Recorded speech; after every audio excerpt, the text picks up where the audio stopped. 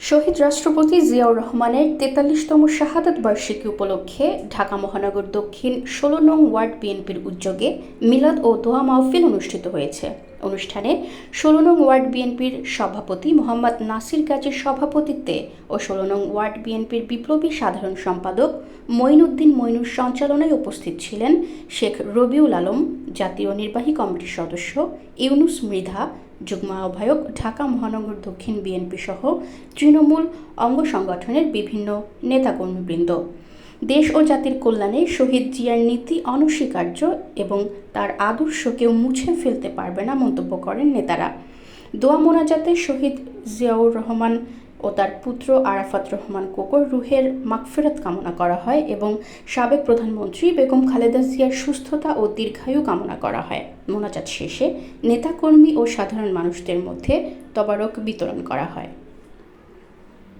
অর্থাৎ জিয়াউর রহমানের আদর্শ এখনও মানুষ ধারণ করে, আমরা যারা নেতৃত্ব দিই আমরা সেটা ধারণ করে লড়াই করছি, সংগ্রাম করছি। গণমানুষের বাংলাদেশ প্রতিষ্ঠিত এই জিয়াউর রহমানের আদর্শের উপর ভিত্তি করেই হবে ইনশাআল্লাহ। শহীদ রাষ্ট্রপতি জিয়াউর রহমান ৪৩তম শাহাদাত বার্ষিকীতে দাঁড়িয়ে বাংলাদেশের ট্যাক্টার থেকে তেঁতুলিয়া, রূপসা থেকে পাথুরিয়া সারা জাতি আজকে স্মরণ করছে। আজকে অনেক হত্যা হয়েছে, গুম খুন হত্যা, ইলিয়াস আলীর মতন লোক হত্যা বিচার হয় না, চৌধুরী আলম বিচার হয় না, অনেক ছাত্রনেতা সুমন ফরহাদ বিচার হয় না। জিয়াউর রহমান তো একটা স্তম্ভ, একটা পিলার, বাংলাদেশের স্বাধীনতা সার্বভৌমত্বের যিনি একটা রক্ষক ছিল এবং স্বাধীনতার সার্বভৌমত্ব ঘোষণাকারী। এই সরকার তার বিচার করবে এটা জাতি আশা করে না। এই সরকার কখনোই জিয়াউর রহমানকে মাথা তুলে দাঁড়াতে দিবে না। কিন্তু বাংলাদেশের জনগণের মনে, অন্তরে, হৃদয়ে সারা বাংলাদেশে আজকে জিয়াউর রহমানের নাম অন্তরে গেঁথে আছে। একদিন এই বিচার হবে, এই বিচারে সকলে যারা যারা এই সাথে জড়িত সকলের বিচার বাংলার মাটিতে ইনশাআল্লাহ হবে। সেই দিনের অপেক্ষায় আমরা আছি। ব্যারিস্টার অসীম ভাই আমাকে ফোন করে, উনি দেশের বাইরে আছেন, উনিও করেছেন, এবং আমাদের রবি ভাই আছেন, এবং মহানগরের প্রত্যেকজন আমাদেরকে সহযোগিতা করেছেন, এবং সবাই সহযোগিতার ফলে আজকে আমরা একটা সুন্দর জায়গায় এবং সুন্দর প্ল্যাটফর্মে আছি।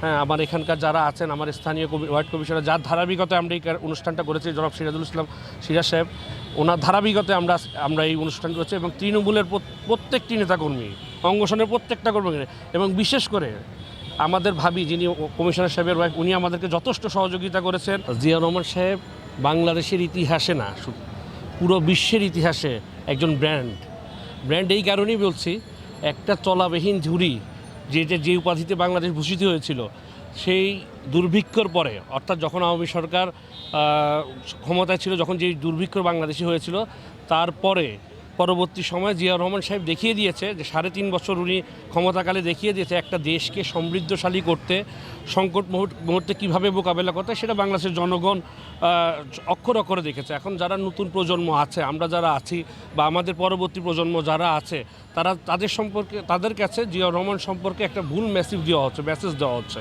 তো আমরা আশা করব, দেখেন, জিয়াউর রহমান সাহেব এমন একজন ব্যক্তি ছিলেন, বা এমন একজন রাষ্ট্রনায়ক ছিলেন, তার প্রমাণ উনি যখন মারা গিয়েছেন, বাংলাদেশের ইতিহাসে এত বড় জানাজা কারো হয়নি, এখন পর্যন্ত হয়নি। এবং ওনার ধারাবাহিকতায় যখন জিয়া পরিবারের আরাফাত রহমান কোকো সাহেব মারা গিয়েছেন, তখনও যে পরিমাণ জানাজায় লোক হয়েছে, সেটা আপনারা নিজেরাই দেখেছেন, দেশবাসী জানে।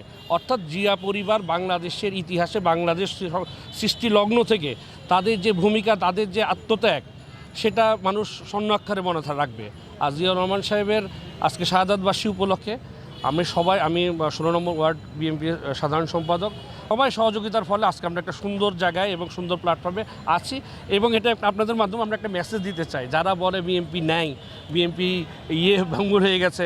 আজকে দেখেন, আজকে জিয়াউর রহমানের মৃত্যুবার্ষিকী, এবং ওনার জন্য দোয়া করার জন্য হাজার হাজার লোক, শুধু যে আমরা যারা জাতীয়তাবাদ অবশ্যই কাজ করি তারা না, সাধারণ মানুষ আপনি দেখেন, সবাই এর জন্য একটা বড় করছে আর কি। তো এটাই হচ্ছে মানুষের ভালোবাসা। আমরা দোয়া করি, আপনাদের সবার কাছে দোয়া চাই, ওনার জন্য চাই, আমাদের দেশনেত্রী বেগম খালেদা জিয়ার জন্য চাই, আপনারা সবাই দোয়া করবেন।